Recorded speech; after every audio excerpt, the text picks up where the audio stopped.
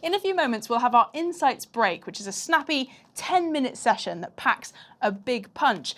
But in advance of that, I want to check in with you and ask a quick poll question. You should see it appearing on your screens now. And it asks this: what are the key challenges impeding customer experience improvements at your company today? And for this, folks, if you could select your top 3, that would be great. So is it a lack of executive alignment and buy-in, i.e. where the C-suite are not in agreement on digital business objectives and priorities? Is it technology limitations? Is it weak cross-departmental coordination, i.e. teams working in silos without those bridges that Vincent outlined there, importance of that? Is it resources, i.e. a lack of internal expertise or a lack of cash, a lack of budget? Or is it cultural resistance to change? So some options there. And then at the bottom, we've also got something else. Perhaps we've missed something. We'd love to hear what that is. So pop it in the chat. That question, once more, what are the key challenges impeding customer experience improvements at your company today? I'll close that poll very shortly in 5, 4, 3, 2, and 1. Okay, folks, that poll is now closed. I can't wait to discuss it with our speaker, who I'll welcome up to the stage now. Craig Nishizaki, Head of Business at Up Top, will pose the question: is trying to delight customers really just a fool's errand? Intriguing stuff, Craig. Welcome to you. How are you?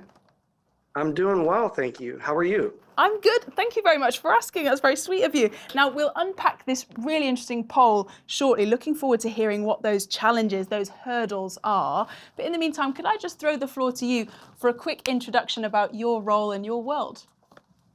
Sure. My name is Craig Nishizaki. I'm the head of business for Up Top, and we're a user experience strategy, product design, and development agency based in Seattle and with offices in Germany and Ukraine. Awesome. All right, well, thank you for that. Now, Craig, I'd love to just unpack this poll result with you and see what you make of it. So production team, could we get those results up? Of course, we asked, what are the key challenges impeding customer experience improvements at your company today? And of course, this won't amount to 100% because we offered you the opportunity to pick up to 3. So Craig, I'm interested to see your thoughts on this. A big front runner, weak cross-departmental coordination came right up top, 81% of the votes in that. And then, to be honest, a pretty even spread for these other options. They all came within between the 30s and 40 percentile. Really, only 1% said something else. So Craig, with your options here, you offered everything. So weak cross-departmental coordination being that key challenge, that key hurdle. What do you make of that? You know, that's something that we see a lot because everyone's working on their own objectives to accomplish the business strategy that's laid out. And their objectives sometimes are competing because they have their commitments that they've made for the quarter and for the half year and for the year. And as you're trying to make improvements, oftentimes those improvements hinder your ability to accomplish your goal in that shorter term. And as we do cross-functional workshops with teams, we often find that, in a lot of cases, there's water that's been under the bridge. There's relationships that have been broken in the workplace because of, whether it's politics or motives or objectives that aren't necessarily aligned. And one thing that you'll find as you start moving toward a goal, whether it's let's say it's your improvement of CX and really thinking about that end customer or the employee that has to interact with them and starting to have some empathy for them, it's working together that's actually going to accomplish those goals. And so what we found with digital transformation projects that come to a grinding halt, or even digital projects that come to a grinding halt, oftentimes it's that lack of cross-functional working relationships and siloed work. Yeah, I really like the intentionality of putting those workshops forward and making sure that you continually break those down where needed. Now listen, the title of this session, Craig, really intrigued me. Is trying to delight customers really just a fool's errand? What do you mean by that? Well, it's funny. I didn't want it to be like a Twitter bro clickbait type title, but it's based on research. According to Gartner and CEB, customer delight only happens 16% of the time, and increases operating costs by 10 to 20%. So is this really the best goal for us to try to accomplish from a CX perspective? And when you think about two of the biggest challenges to trying to delight, you know, first and foremost, people want their basic needs met with minimal effort at whatever point in the journey that they're at. And people have different definitions of what delight means and different expectations based on what they're trying to accomplish and where they are in the customer journey. So what we believe a better objective to aim for, and the group prior speaking about this hit on it as well, is reducing effort and reducing friction. And you know, we were introduced to this concept in early 2019 by Michael Chu, a Gartner analyst. And we worked with Gartner for a number of years. While he cited research by CEB that's in a book called The Effortless Experience, and I have the book right here, a plug for them.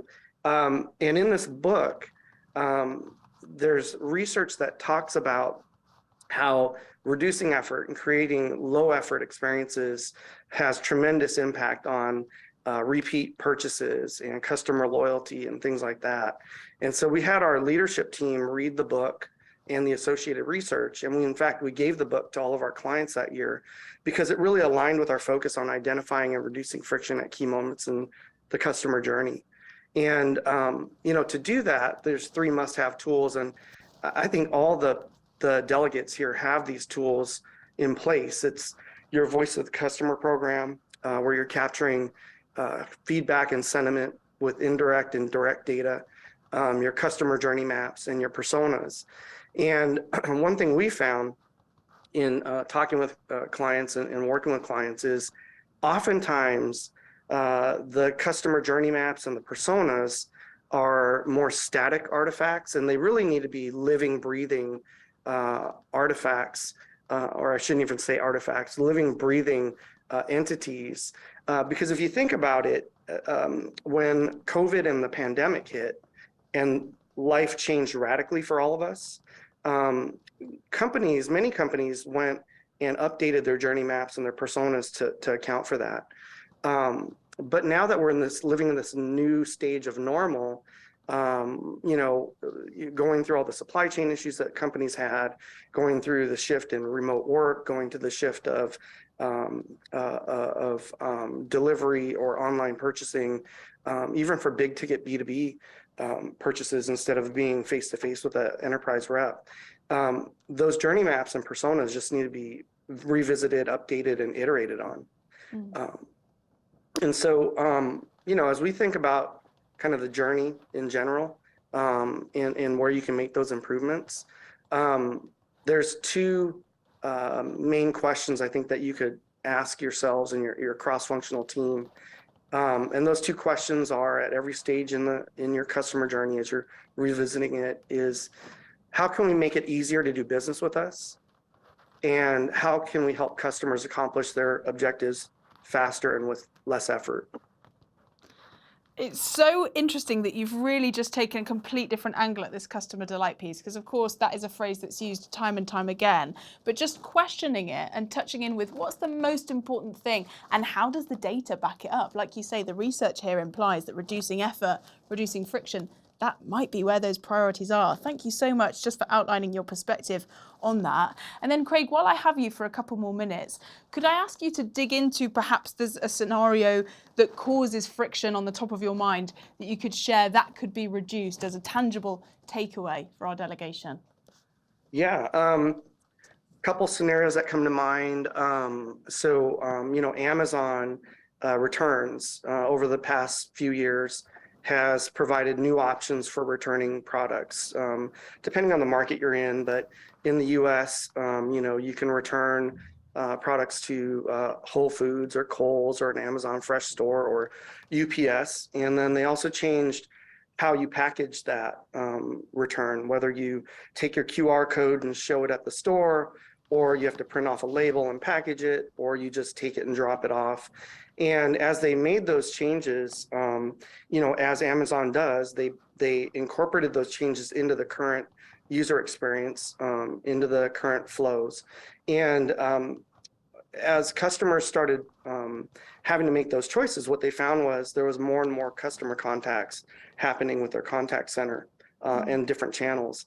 And so they have an initiative to improve that overall satisfaction, because they know that if a customer is satisfied with their return process, they're going to buy more from them. Yeah. And so we got involved with them a few years ago to help them improve that by improving the communications and transparency in that process, setting the expectations and communication about status, especially if there's a delay, having more clear instructions on what you need to do to return the product, and then optimizing it for a mobile experience, because they found that more and more people, more and more customers are initiating returns and checking status on their mobile device. And then incorporating personalization of the experience based on the type of customer, and then making it consistent everywhere. And by through that process, we ended up prototyping and testing 32 different prototypes in 8 markets across the world. And the improvement in OPS that they're forecasting will dramatically reduce operating costs in the multiple of millions of dollars. And so that's kind of where you're thinking about it from the end state of improving the satisfaction of the return process to ultimately sell more. And if you think about all of the CX initiatives and digital transformation initiatives out there, the goal really is to sell more, sell faster, and improve profitability at the end of the day. Yeah. Craig, I really did mean it when I said this was going to be a snappy session that packed a huge punch. Thank you so much for sharing such evidenced learning and expertise with us on the platform. Really appreciate it. You're welcome.